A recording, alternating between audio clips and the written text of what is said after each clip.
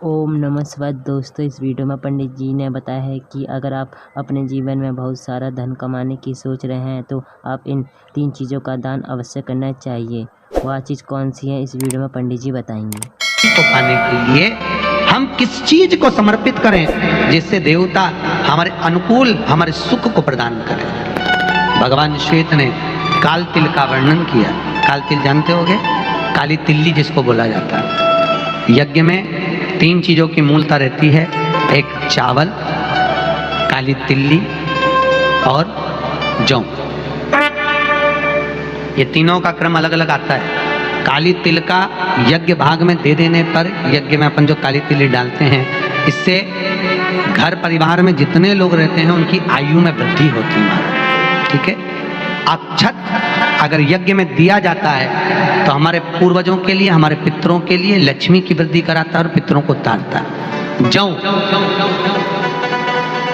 जौ का बड़ा महत्व है। आप लोग देखे होंगे दाना। जौ का 3 जगह पर दान है। जौ का दान कितनी जगह पर है?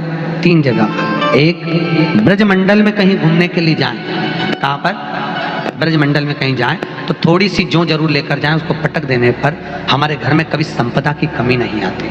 एक जौ ब्रजमंडल में। जौ का भाग दूसरे नंबर पर जाता है गंगोत्री। कहाँ पर? गंगोत्री। गंगोत्री में अगर जौ का दान दे दिया जाए तो घर में किसी की अकाल मौत नहीं होती। याद रखना, किसी का अटैक, शुगर, कोई बड़ी बीमारी आदि कोई भी बड़ी बीमारी किसी को नहीं होती अगर जौ गंगोत्री में छोड़ी जाए। तीसरा जौ का दान होता है नैमिषारण्य। कहाँ पर? नैमिषारण्य। नैमिषारण्य चक्र तीर्थ में अगर जौ का 2 दाना अगर समर्पित कर दिया जाए तो याद रखना, वहां केवल 2 दाने जौ के छोड़ देने पर घर में कभी क्लेश नहीं रहेगा। नैमिषारण्य। 3 जगह दानों का महत्व, जौ के दान की पुण्यता। तो यहाँ जो काल तिल का महत्व करा गया तो कहा वो काल का हरण कर लेता है।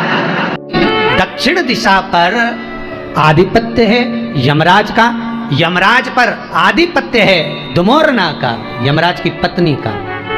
एक काम करो, तुम्हारे पति को अगर बचाना है तो बस धुमोरना का स्मरण करा जा। शव पड़ा है, शव के पास गई नहीं, बहू भी नहीं गई, माँ भी नहीं गई, शिव अर्चना। धुमोरना का स्मरण करा।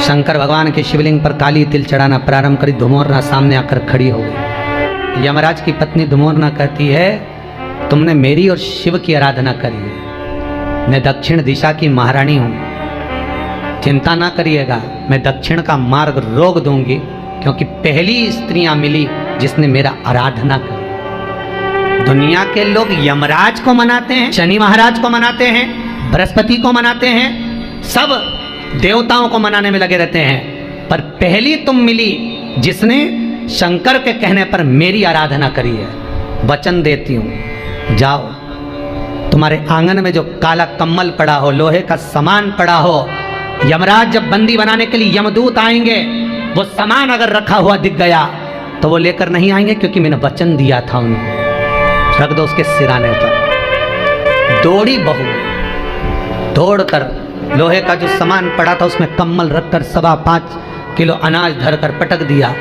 और आराधना में धुमोरना की आ गई। मरा हुआ पति मोरना ने जो रगवाया, यम के दूत लेकर जा रहे थे तो हाथ से वो जीवात्मा वापिस छूट गई। छूटने का कारण पूछा यमदूतों ने, हुआ क्या? तभी एक यमदूत बोला, नीचे लोहे का पात्र और काला कम्बल और 5.25 किलो अन्न का भाग रखा है। अर्थात यहाँ पर धुमोरना देवी ने कहा था, अगर कोई यमदूत इसको देखकर भी उठाकर लाएगा तो उसके भी प्राणों को छोड़ना पड़ेगा। उन्होंने प्राण वापिस दे दिए। शंकर भगवान ने कहा, अगर मृत्यु लोक में आना है लेने के लिए तो मेरी आज्ञा के बिना नहीं आ सकते। रविवार, सोमवार, मंगल, बुध, गुरु, शुक्र और शनि, ये 7 जो वार रहते हैं, इन वार में प्राण जो छूटे हुए हैं, निवेदन है अपने द्वारा जो व्रत किया जाता है, उस व्रत जिस वार का होता है, ना जाने कब हमारे प्राण कौन से वार को छूटे, किसको मालूम है साहब। अपना कर्म खुद कर कर चलो, जिससे वो 3 दिन का सुख का भोग उस देवता के साथ हमको मिले। आप रूप अपना जीवन संवारते हुए चलो, वो जीवन का सुख होगा। मृत्यु को भी शिव की आराधना से जीता जा सकता है। दिन पल घड़ी समय नक्षत्र सब शिव का दिया हुआ है, केवल शंकर का, शंकर के सिवाय किसी का नहीं। सबसे निवेदन किया था सूर्य देवता ने, पर शिव से निवेदन नहीं करा था। तब माघ महीने की सप्तमी के दिन जब कोई आया नहीं, तब भगवान भूत भावन भूतेश्वर मेरे शिव आए। सूर्य देवता से कहाँ मांगो। देव कार्य में जो जाना होता है, कोई पुकारता है तो हमारा जाना नहीं होता, धीमा धीमा चलना होता है। कैसे क्या चाहते हो? शंकर भगवान से सूर्य देवता ने कह दिया कोई ऐसी व्यवस्था हो जाए जिस पर मैं झट पुण्य करने वालों के करीब में पहुंच जाऊं। माघ महीने की शुक्ल पक्ष की सप्तमी तिथि एक ऐसी तिथि है कि शरीर पर फोड़े फुंसी हो जाते हों, या वो एक कौन सी बीमारी हो जाती जिसको लोग कहते हैं कि अब खाल निकलने लगती है शरीर में से, सोराइसिस क्या बोलते हैं उसको, शरीर में से जो फुकड़ी निकलने लगती है, खाल निकलने लगती है। चर्म रोग हो, शरीर में से कहीं पानी निकल रहा हो, कहीं फुंसियाँ हो रही हों, फोड़े पड़ रहे हों, कहीं दाग धब्बे पूरे शरीर पर हो रहे हों। महाराज माघ महीने की शुक्ल पक्ष की सप्तमी तिथि को भगवान शंकर सूर्य देवता को रथ पर बिठा रहे हैं पहली बार। सूर्य नारायण को जो रथ मिला था वो इसी दिन मिला था। जहाँ शिव पंचायत हो, कई लोग कहते हैं जहाँ कार्तिकेय जी हैं, गणेश जी हैं, पार्वती जी हैं, शंकर जी हैं, ये शिव पंचायत है। नहीं, शिव पंचायत में कार्तिक नहीं आते, सूर्य नारायण शिव पंचायत में आते हैं। पार्वती मैया, गणेश जी, मेरे भगवान नारायण, भगवान शिव, ये शिव पंचायत के अंतर्गत आते हैं। बहुत कम मंदिर होते हैं पृथ्वी पर जहाँ शिव पंचायत होती है, पर आपके नगर में, आपके गांव में, आपके क्षेत्र में कहीं शिव पंचायत मंदिर हो तो एक लोटा पानी उसमें शमी वृक्ष को, फिर जान लो, कई लोग कहीं शमी के पत्ते का फोटो है ना, शमी के जो पत्ते हैं, इसके जो पत्ते होते हैं शमी के पौधे के, तो ये शमी के 21, 11 या 31, आपको ज़्यादा प्रॉब्लम है तो 31 पौधे शमी के लेकर जल में डालकर नाम गोत्र का स्मरण करें। वैसे तो गीता में लिखा है कि जितने शमी के पत्ते डालें उतनी बार नाम और गोत्र बोलें, पर आप ज़्यादा बार भी ना बोल पाए तो अपना नाम गोत्र एक बार तो बोलें। शमी के पत्र का जल शंकर भगवान को समर्पित करें। शिव पंचायत का दर्शन करते करते एक पात्र रख लें, उस पात्र में उस जल को झेल लें, शमी के पत्ते आ जाएं तो आ जाएं, वो जल रख लें और उस जल को एक बोतल में भर लें।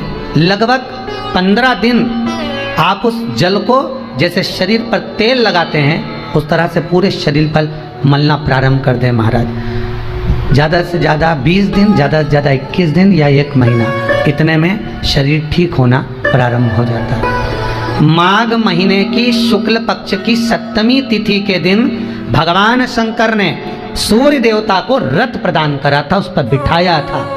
तो सूर्य देवता ने शिव से प्रार्थना करी थी, भोलेनाथ आपने मेरी कामना पूर्ण करी है, मैं क्या कर सकता हूँ? शंकर भगवान कहते हैं तुम मुझे कुछ देना चाहते हो?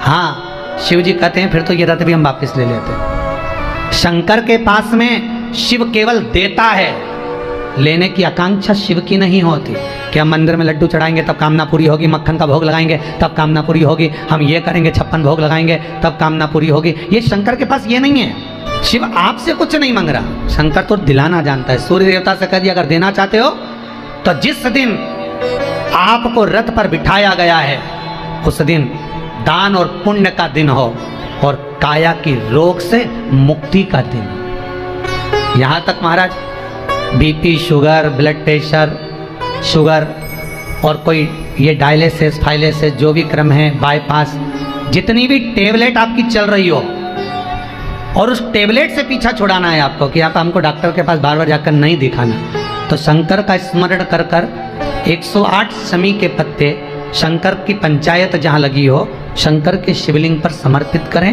शमी के पत्ते 5 कमलगट्टे समर्पित कर दें और जल चढ़ाते जाएं।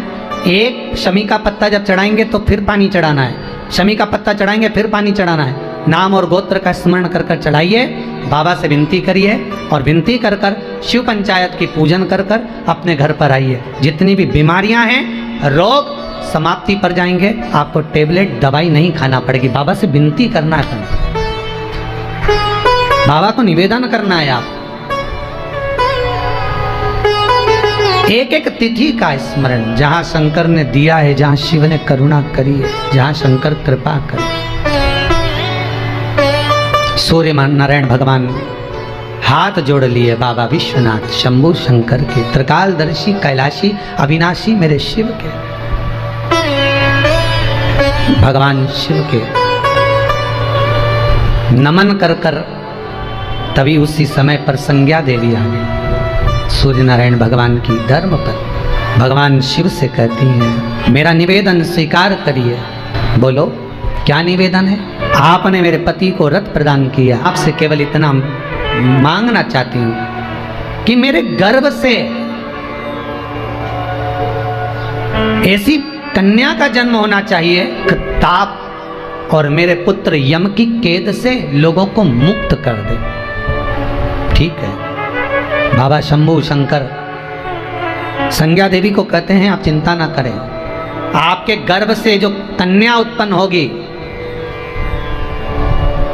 सूर्य नारायण भगवान की 2 बेटियां, एक यमुना और एक ताप्ती, तुम्हारे गर्भ से जो कन्या जन्म लेगी वो संसार सागर में मानव जाति का कल्याण करेगी।